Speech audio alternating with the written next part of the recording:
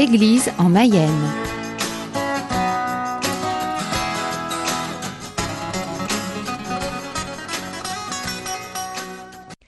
Bonjour chers auditeurs, bienvenue dans votre émission Église en Mayenne. Aujourd'hui, je vous amène découvrir avec moi la catéchèse du bon berger basée sur la pédagogie Montessori. J'ai croisé Clotilde Coursier à la Cotellerie et en parlant, elle m'a parlé du fait qu'elle cherche des personnes qui auraient envie de la suivre sur ce chemin-là de catéchiste pour ce type de catéchèse. Il faut une formation, c'est bien spécifique et elle était tellement passionnée que je me suis dit, ça vaut la peine de se déplacer. Donc, je suis allée à Arquenay où j'ai assisté à 2h30 de catéchèse. Et je dois vous dire que je suis impressionnée et je comprends tout à fait qu'on peut se passionner pour ce type de catéchèse. Donc, venez avec moi à Arquenay. Cette émission va se faire en 2 volets, donc 2 émissions dédiées aux catéchèses du bon berger Montessori. Et vous allez voir, c'était pas prévu au début, mais les enfants sont tellement enthousiastes que seul leur retour et leurs commentaires vont former la 2e émission que vous allez entendre par la suite. Donc, commençons par le début, premier volet, rencontre avec les catéchistes. Bonne écoute. Je suis aujourd'hui à Arquenay, en Mayenne, dans une petite salle qui a été mise à disposition par la mairie pour une chose que vous allez découvrir avec moi. C'est une catéchèse basée sur la pédagogie Montessori, une catéchèse qui s'appelle la catéchèse du bon berger. Et je suis avant que les enfants arrivent face à Clotilde Coursier, qui est catéchiste et qui pratique, si on peut dire, ce type de catéchèse depuis un certain temps et qui va nous expliquer de quoi il s'agit. Bonjour d'abord, Clotilde. Oui, bonjour. Merci alors pour cette invitation, très intéressant.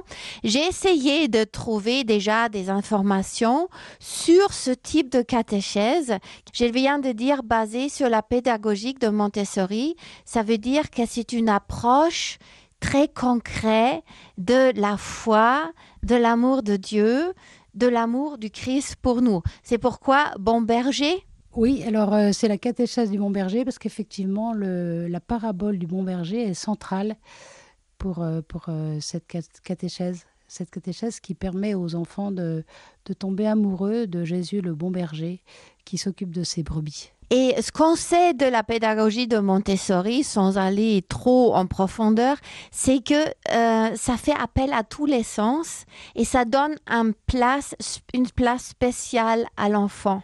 La relation adulte et enfant est spécifique dans cette pédagogie. L'adulte n'est pas là pour passer des informations, juste enseigner, mais il accompagne l'enfant dans sa quête très personnelle de la foi et de l'amour de Dieu. Oui, c'est ça. Oui, Maria Montessori, qui était médecin italienne, qui s'est occupée dans un premier temps d'enfants déficients, que l'on appelait à l'époque des débiles, en fait. Et en les observant, elle a conçu un matériel. Alors, d'une part, un matériel pour le travail intellectuel. Et ces enfants qui étaient vraiment très déficients, elle a réussi, et grâce à son matériel, à les amener à apprendre à lire, écrire, et même à passer avec brio le certificat d'études. Voilà, donc cette réussite mettait en évidence que le travail des mains construit l'intelligence. Ça, c'est une phrase de Maria Montessori, le travail des mains construit l'intelligence. Et Maria Montessori, qui était chrétienne, a conçu aussi un matériel pour aider les enfants à mieux comprendre la liturgie catholique. Et peut-être on va par la suite parler un peu de ce matériel. J'ai vu qu'un catéchiste dans ce type de catéchèse se veut un accompagnateur spirituel et il permet la rencontre du mystère de Dieu et du mystère de l'enfant. C'est-à-dire, nous, adultes, dans cette catéchèse, on accompagne l'enfant, on essaye de l'accompagner sur son chemin, mais on ne dicte rien, on ne contrôle pas, il n'y a pas de succès ou de faillite. Oui, tout à fait, vous avez raison. Oui. Le catéchiste, à la catéchèse du Bon Berger, vit avec l'enfant une expérience religieuse, partagée selon l'enseignement de l'Évangile qui nous dit « Si vous ne devenez pas comme des petits-enfants, vous n'entrerez pas dans le royaume des cieux. » Donc, avec les enfants, le catéchiste écoute la parole de Dieu. Voilà, le seul maître, c'est le Christ. On commence par rencontrer le Christ, donc, qui est le bon berger. Le but, c'est de découvrir, connaître et aimer Jésus et après demeurer avec lui. Donc, c'est tout ce qu'on peut souhaiter pour chaque être humain. Et ça, vous y arrivez par une certaine pédagogie qui commence déjà par une séparation des enfants dans des groupes selon leur âge. Oui, tout à fait. Oui. Il y a trois niveaux d'âge. Le niveau 1 pour les enfants de 3 à 6 ans, le niveau 2 de 6 à 9 ans et le niveau 3 pour les enfants de 9 à 12 ans. Et ça commence par un lieu que vous appelez l'atrium. C'est là où ont lieu ces rencontres qui sont hebdomadaires et qui durent à chaque fois 2 heures. Oui, tout à fait, tout à fait. Tout à fait. Un des rôles du catéchisme est de préparer l'atrium. L'atrium, c'est avant tout un lieu de prière où le travail devient spontanément méditation, contemplation, prière et expérience de joie aussi. Un atrium consiste en quoi? Qu'est-ce qu'on trouve dans un atrium? Alors, dans un atrium, il y a en premier lieu le coin prière, où les enfants installent la prière, le coin prière avec une nappe qui est de la couleur liturgique du moment, puisque dans la catéchèse du Bon Berger, on suit en fait l'année liturgique. Il y a aussi un coin propre aux objets du baptême, un coin propre aux gestes de la messe, un coin pour les paraboles, et puis un coin aussi pour la Bible. Voilà, alors je ne peux pas tout énumérer. C'est intéressant de savoir ou de voir qu'il y a différents coins. Et est-ce que l'enfant passe librement d'un coin à l'autre? Est-ce que c'est lui qui choisit le coin où il est amené? Aujourd'hui, on va faire tel coin ou tel coin. En fait, chaque séance hebdomadaire commence par d'abord un temps de prière. Ensuite, le catéchiste fait une présentation qui est assez brève, qui ne dépasse pas un quart d'heure. Alors ça dépend des tranches d'âge, mais ça va de 10 minutes à 20 minutes. Et ensuite, l'enfant choisit ce qu'il veut approfondir, sachant que tout le matériel des présentations précédentes reste à sa disposition. Donc l'enfant choisit le matériel avec lequel il veut retravailler. Et voilà, l'enfant a besoin de répéter. Et donc c'est important que tout ce matériel reste à la disposition des enfants. L'enfant choisit le travail qu'il veut faire, qui lui a déjà été présenté une fois. Si vous êtes catéchiste, vous faites votre présentation. Après, les enfants se dispersent un peu dans l'atrium, vont dans les coins qui les intéressent. Et qu'est-ce que vous faites en attendant? Vous les observez, vous les accompagnez? Tout à fait. Le rôle d'observation est très important pour savoir quels sont les besoins de l'enfant. Parce qu'une des caractéristiques de cette catéchèse est de répondre aux besoins de l'enfant. Donc on les observe. Voilà, on peut prier aussi, on peut prier l'Esprit Saint pour qu'il agisse dans le cœur des enfants.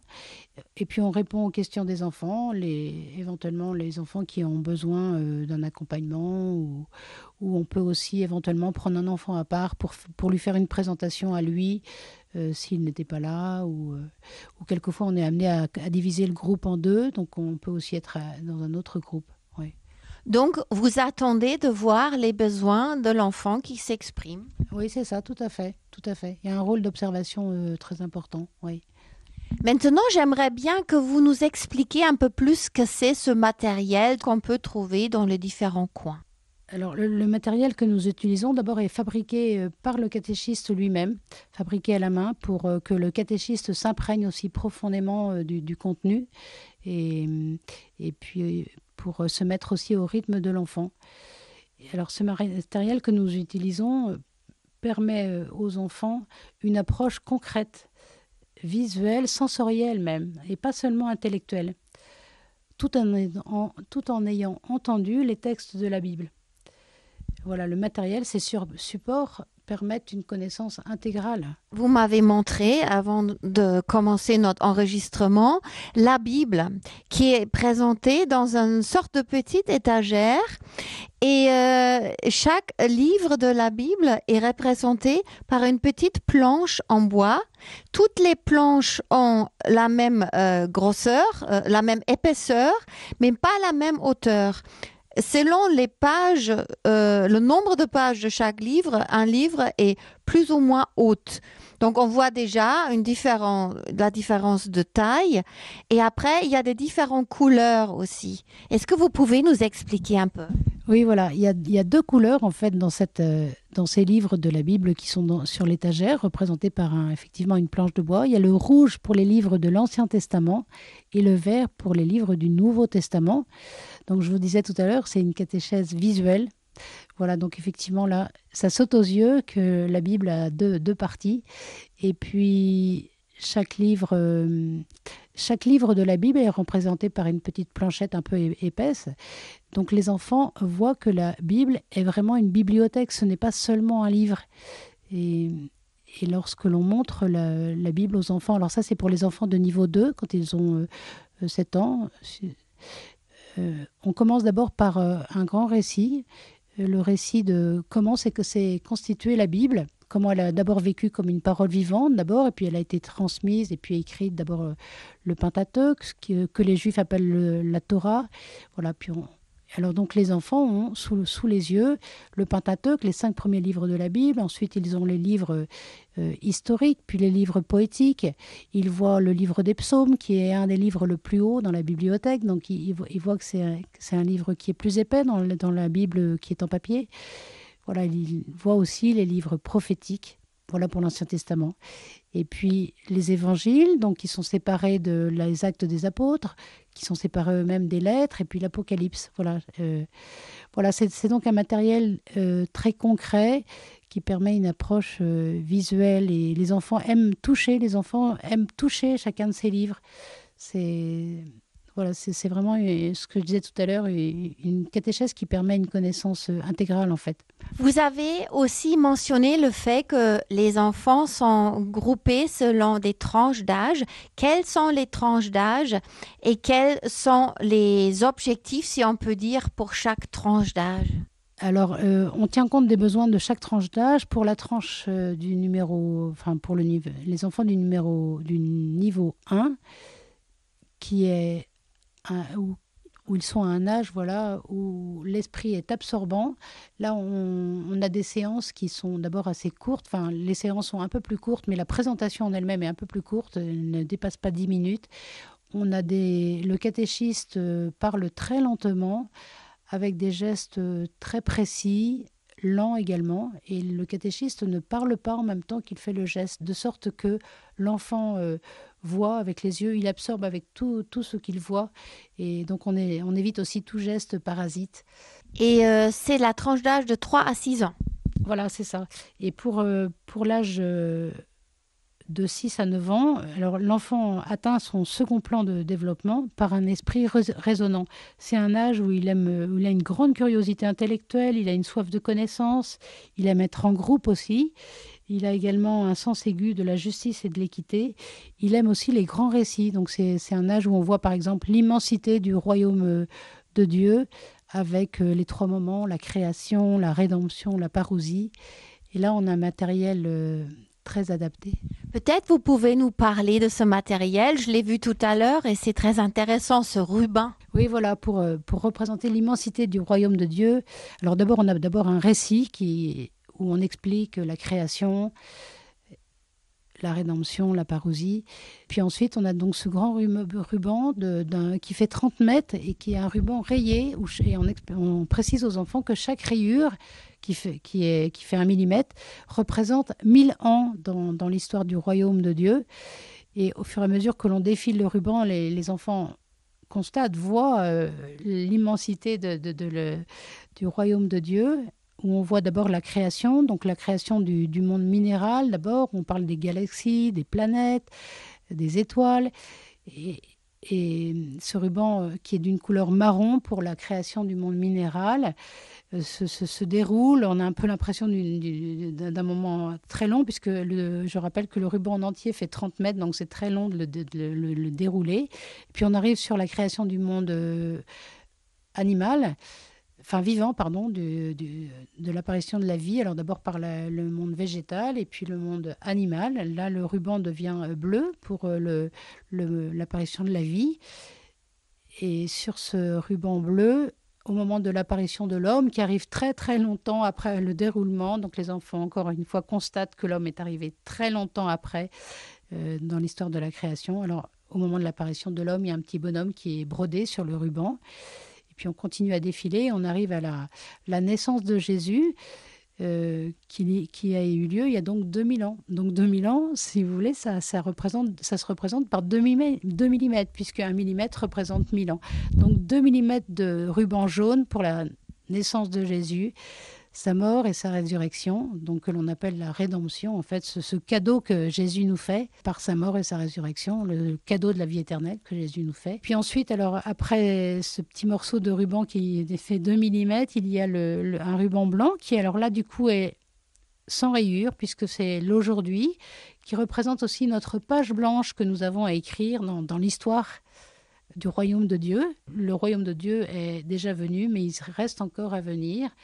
Et ce ruban blanc, donc, dont on ne connaît pas la fin, en fait, se termine par une frange pour montrer que la venue de Jésus dans sa gloire. Il se termine par une frange jaune qui représente la venue de Jésus dans sa gloire, que l'on appelle la parousie. Donc voilà un matériel très visuel, hein, et qui représente bien l'immensité du royaume de Dieu avec les 3 moments, la création, la rédemption et la parousie. Vous me parliez aussi d'un matériel que vous utilisez pour le premier groupe, donc les tout petits, et qui parle de la messe avec la calice, l'eau et le vin. Oui, tout à fait, oui, pour les enfants de 3 à 6 ans. Alors, on voit les gestes de la messe, mais voilà, je vais juste peut-être passer un petit peu plus de temps sur la préparation du calice. À 3 ou 4 ans, lors de leur première année de catéchèse, on voit comment on prépare les burettes avant la messe.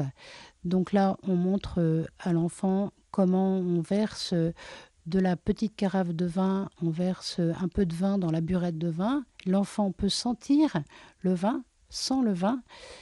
Ensuite, on lui montre la carafe d'eau, il sent l'eau, et puis on montre comment verser l'eau avec un entonnoir dans la burette.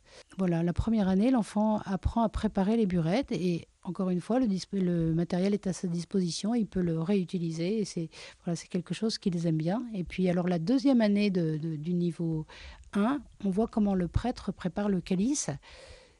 Le prêtre verse la burette de vin entière dans le calice, puis il verse une goutte d'eau. Et là, on interroge les enfants, on leur demande quelle quantité de vin le prêtre a versé. Toute la burette, oui, tant de vin. Et combien d'eau? Oui, une goutte d'eau.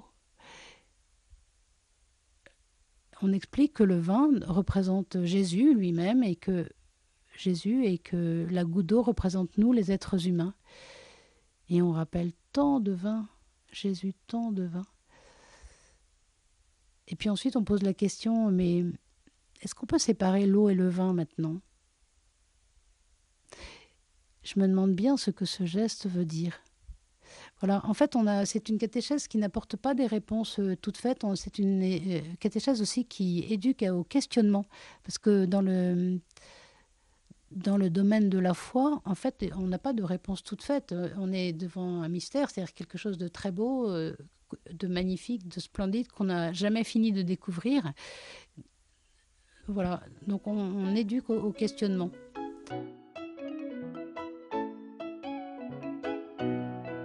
Il n'y a personne qui soit comme Jésus. Il n'y a personne qui soit comme Jésus. Il n'y a personne qui soit comme Jésus. Il n'y a vraiment personne comme lui. Il n'y a personne qui soit comme Jésus. Il n'y a personne qui soit comme Jésus. Il n'y a personne qui soit comme Jésus.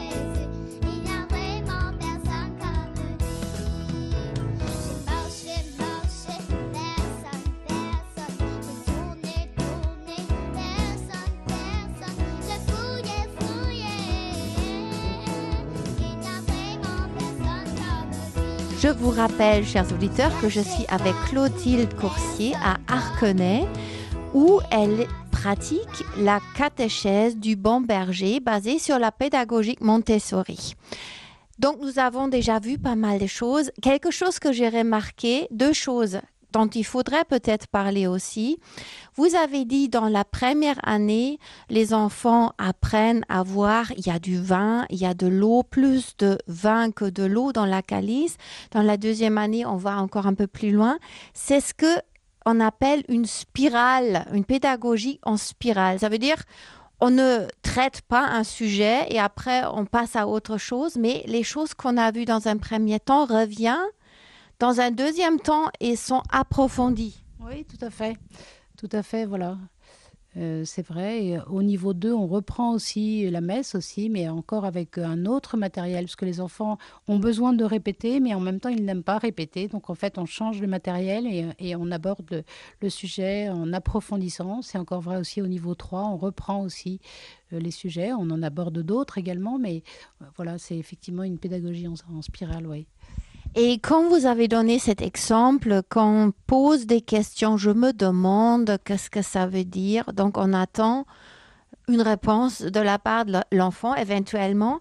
J'ai l'impression qu'il y a aussi une certaine lenteur et beaucoup de calme dans tout cet échange, non? Oui, tout à fait, tout à fait, tout à fait. C'est important, effectivement, le calme, le silence, pour que justement les enfants puissent se mettre à l'écoute de Jésus. Ils apprécient d'ailleurs ce calme, même si ça demande quelquefois de rappeler les règles, bien sûr, mais ils apprécient ce silence. Et, par exemple, il arrive que un enfant, par exemple, se mette tout seul devant la table de prière et prie sans on le lui demande, mais de lui-même, il va s'isoler. Et d'ailleurs, l'année dernière, j'ai vécu un beau moment avec avec Jeanne qui a 9 ans. Elle m'a dit, est-ce que tu veux venir prier avec moi? Et elle m'a emmenée, donc on est allé au coin prière. Et elle, spontanément, elle a prié tout haut, une prière toute pure, en fait, qui venait de son cœur, toute simple, mais c'était merveilleux. J'en avais les larmes aux yeux, alors c'était beau. Clotilde, vous avez décidé de pratiquer ce type de catéchèse d'abord pour vos enfants ou pour vos petits-enfants et après ça a débordé à l'extérieur. C'est comme ça que vous êtes devenue catéchiste?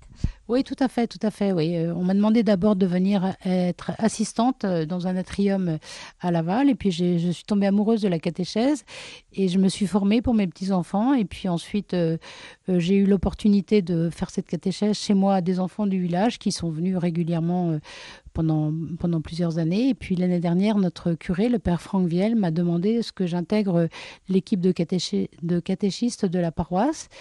Et donc, je fais cette catéchèse. Alors, à Arquenay, parce que très gentiment, le maire d'Arquenay, monsieur Jérémy Bertrel, met à la disposition cette salle, nous met cette salle à disposition. Et je souhaite remercier vivement monsieur Bertrel et chacun des membres du conseil municipal de nous mettre cette salle à disposition. C'est vraiment une grande chance que nous avons. Et vous dites que vous êtes tombée amoureuse.